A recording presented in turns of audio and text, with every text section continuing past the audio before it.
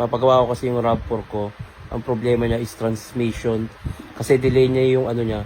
Pag in-start, nade-delay na yung andar niya. Medyo matagal.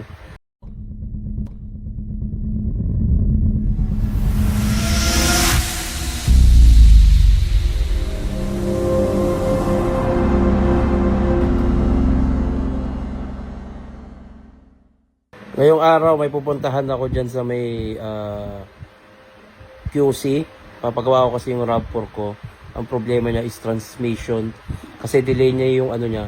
Pag in-start, nade-delay na yung andar niya. Medyo matagal.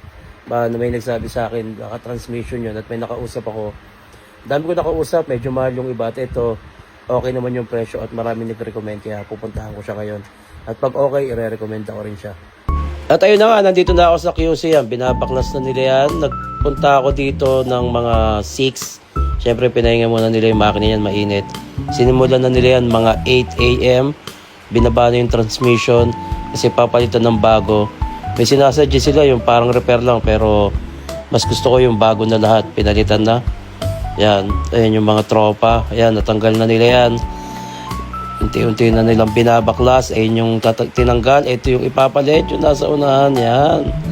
Malinis na malinis yan. At ayun, mga around 4 p.m. natapos na at tinitest drive na at yun.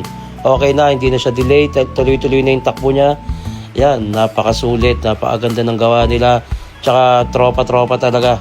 Ayos makisama yung mga gumagawa niyan. Mare-recommend ako to.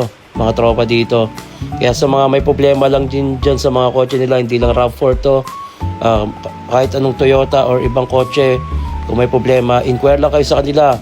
Okay to gumawa. Yan, solid dyan. Makikita nyo dito yung address nila. Ayan.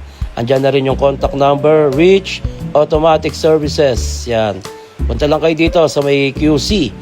Yeah, maraming salamat.